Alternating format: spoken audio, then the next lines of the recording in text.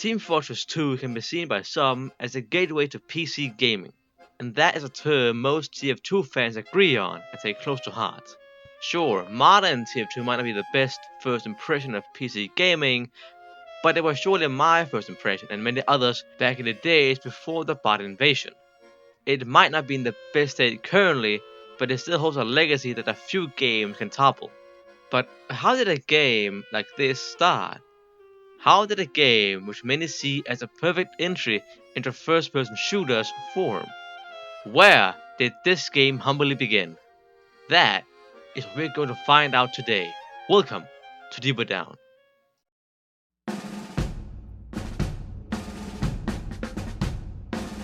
Team Fortress 2 started not with the Team Fortress 1, but rather a quite unexpected place for a game like itself. Back in 1996, two very important figures called Robin Walker and John Cook made a mod for the game Quake, simply called Team Fortress. While Quake itself might not have that much to do with modern Team Fortress, the mod basically had it all.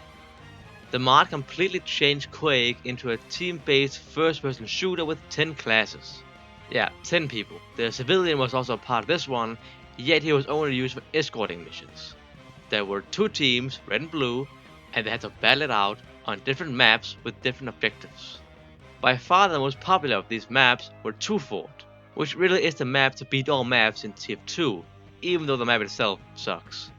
I mean, Capture the Flag as a whole sucks. The mod wasn't a little scuffball either. No, it was actually pretty huge. Not only in size, as you can hear, but also in popularity. It is said that about half of the people who played Quake had also played Team Fortress at some point. The game quickly became the mod for Quake, and both Walker and Cook had realized that they had made something amazing. A lot of care went into the preservation of the game, with constant updates and bug fixes. Ah, those days. Seeing the game become a real thing, they made their own corporation simply called the Team Fortress Software Company, which became the first real company behind Team Fortress. As the name implies, they didn't really have other games in mind and simply made the company to keep Team Fortress working. At this point, the game have gathered a lot of attention, not only from Quake players, but a certain company as well. Valve had their eyes on this mod for a while, and was quite impressed by Walker and Cook's skills.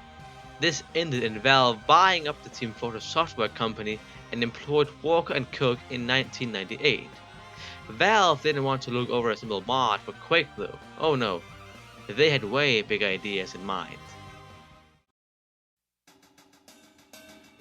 Now that Walker and Cook had been employed, and Valve had just released Half-Life the game, it was time to make another big stroke in the gaming industry. Valve released a free mod to Half-Life called simply Team Fortress Classic, in a way the first actual Team Fortress game. Since the game was released right after Half-Life, the game was essentially a mod of Half-Life, and Valve used a Half-Life engine, and that Valve have gotten some kind of Half-Life fever, this game was very influenced by Half-Life. Not only did the style remind of each other, but a lot of sounds and even guns were implemented from Half-Life. It functioned a lot like the original Quake mod, basically being the official game version of the mod. It is therefore also called Team Fortress 1.5, as it wasn't an official sequel to the mod, but it wasn't the mod in itself. It was neither Team Fortress 1 or Team Fortress 2. A kind of halfway point, it's still very important for the foundation of the Team Fortress game. This game also had 9 characters playing on different maps, with the main game modes being Capture the Flag, literally, and control points. There were some notable features like grenades, which every character had. Each of them had their own function and had some kind of assimilation with the character, like Pyro's grenade, which was kind of a fire grenade, or Scout's grenade, which was kind of a shock grenade. Other than that, the guns were also kind of different, like the sniper rifle, which functioned a lot like the classic in actual TF2, since it, well, is the same weapon. Most classes also had a nail gun as an alternative to the shotgun, which is unseen in later games. This game went great, getting great reviews from different rating sites and groups. After the making of TFC, Valve only thought it would make sense to make another Team Fortress game, of course to keep the gravy train going.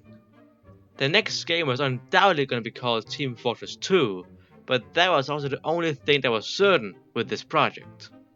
TF2 went through a total of 4 phases before finally ending at the actual TF2 we got. The first and shortest phase was simply called the Valve Team Fortress, and only a placeholder since the name wasn't that great, as you can hear. The game was only in development for less than a year before the team decided to move on to Team Fortress Brotherhood of Arms, the next one, which might have different ideas in mind, but looks a lot like each other. These games function a lot like each other, the art style reminded a lot of each other, and the gameplay style pretty much stayed the same. What was special in this game was the hardening of the series, as I would call it. They took the goofiness and half-lifeness out of it and put some more realism into it, focusing more on realism as a core concept. The characters also lost pretty much all personality and became the average soldiers with average wares and average looks.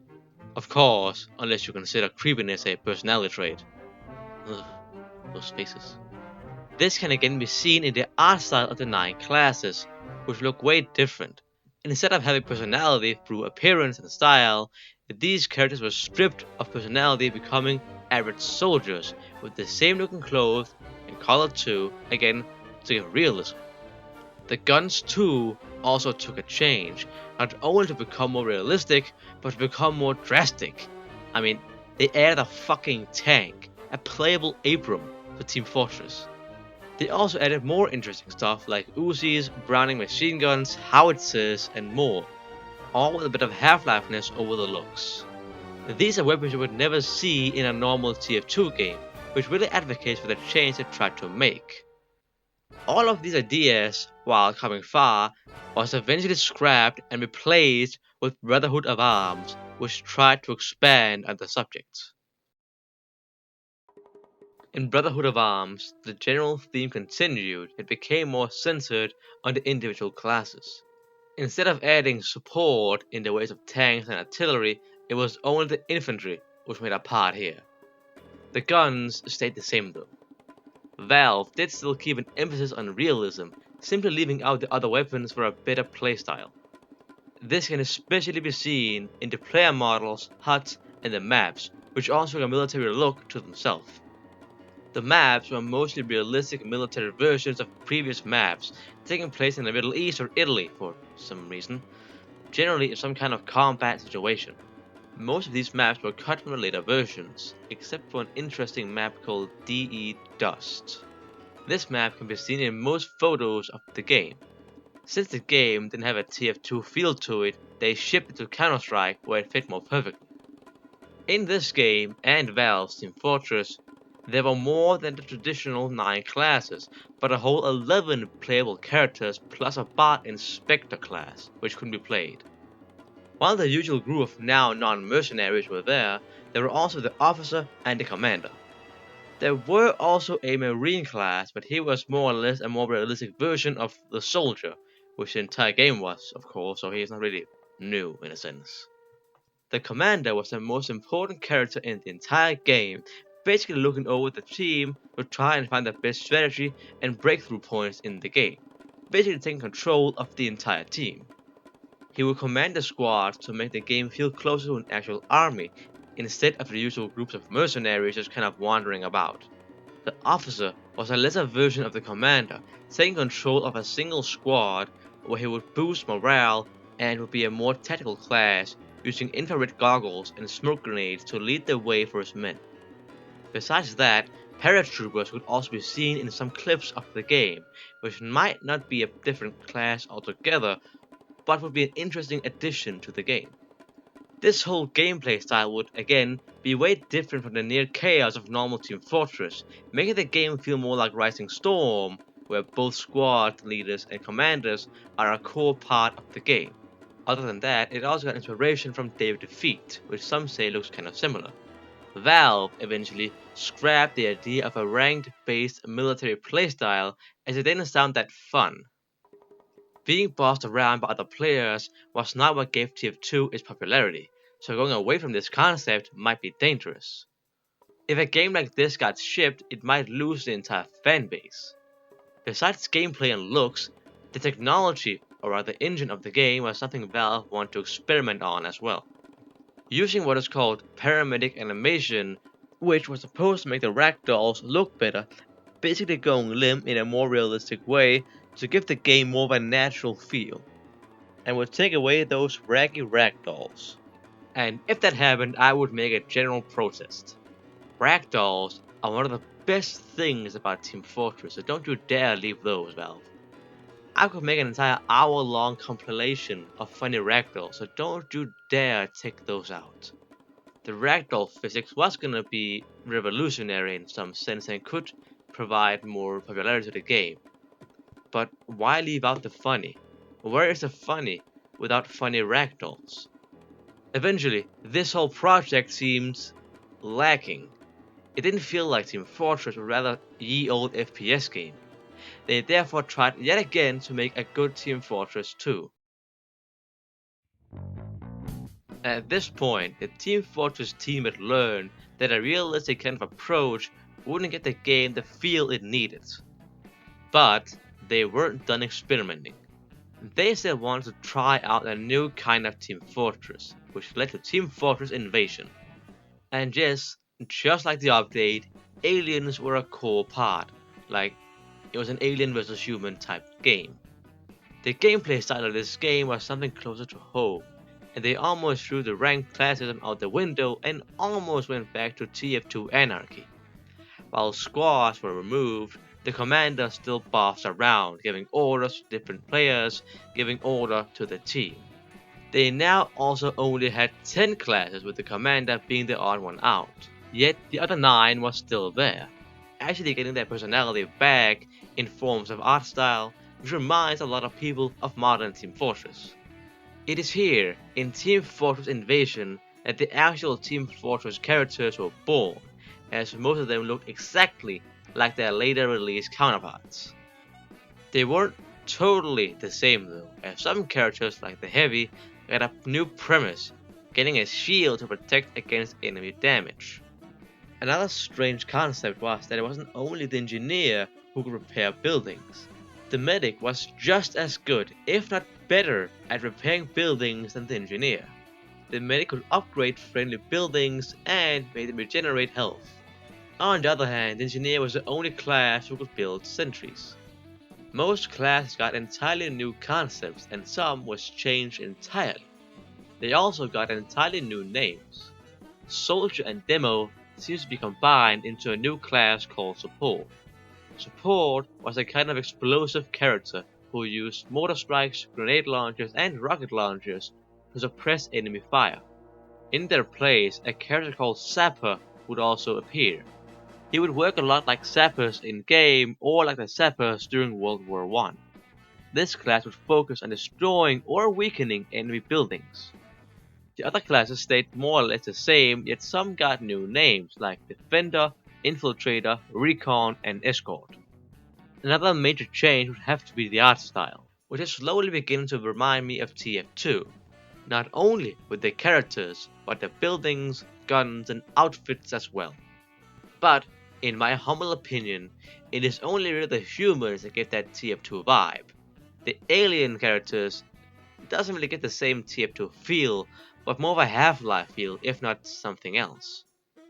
While the humans and aliens might work in the same way, to the classes who could do the exact same, the feel is way different. All from weapons to armor to style, they really felt like two different entities, which was a good way of making sure that you could see who was the bad guy and who was the good guy. Besides the aliens, this game began to feel a lot like an actual Team Fortress game. Mostly. There was still some new content added to the game, which were neither seen in BOA or Team Fortress 2. The main one having to be that it wasn't only the engineer who could build buildings. No, almost every type of character could build some kind of structure, like sandbag bunkers, towers, barbed wires, mortars, and more. This, of course, led to a lot of spam and would make the game feel more unrealistic. with all the buildings laying around like a building tycoon. We don't really know how most of these structures look like. It might be one of these, but that's only a guess. There is a lot of concept art of the game, but they aren't really labeled, so we don't know what is what. These buildings still held a key part though, as there were no respawn cabinets or respawn areas. No, you had to build respawn buildings. These buildings were the only way of respawning, and yes, they could be destroyed. The respawn building, which again is a core concept, could be built by anyone on the team. It was also preferred to build as many as possible, not only because of strategic importance, but because the more they were built, the less respawn time there was. This, therefore, also meant that your team could lose a game even if you were winning if the enemy team destroys all respawn buildings and players on the enemy team. A very interesting and dangerous approach. I can already smell the salt mines, the pure hatred. Oh, it'll be fun. The buildings also functioned way different from aliens to humans, where the aliens didn't need any power, the humans had to have power to make the buildings work. On the other hand, this also meant that the human buildings were cheaper, while the alien buildings were more expensive to build. What did it cost? Both in money and value? Fuck knows. Eventually, this premise too didn't hit the spot for Valve, which opted for something else. Another reboot. Try again, it'll work this time. In 2006, in EA Summer Showcase event, Gabe Newell revealed the new and final design for the long anticipated game. A game focused on retro stylish design, cartoon character designs, a 20th century commercial illustrations. It was simply modern Team Fortress. People were static. Were TF2 finally going to come out? Well, not yet. A bit over a year still passed before the game was officially released, and even here, it went through some changes. Beta TF2, as I'll call it, was pretty much Team Fortress Classic, but with a more TF2 style, as most characters worked in the same way. Engineer could only build level 1s, which couldn't be moved, Scout still had a nail gun, Demo Man still had his grenade bundle, and way more. A lot reminds people of Team Fortress Classic. Medic also got a syringe as a weapon, which was also cut from the final version of the game. Aside from the extreme minor changes, the game got shipped and TF2 was no longer in development. The game was out, but it still kept evolving. Updates added much more to the game, which made it into the game it is known for. Hats and cosmetics were added, making it into the best hat simulator ever. Taunts became huge, shorts were filmed, bots came flooding in, RD Asteroid got removed for some dumb reason, yet the game itself was out. But I still want fucking Asteroid. And it has taken its time, going through a total of 4 games before finally becoming Team Fortress 2. Well, after 9 years in development, hopefully, it would have been worth the wait. Thanks and have fun.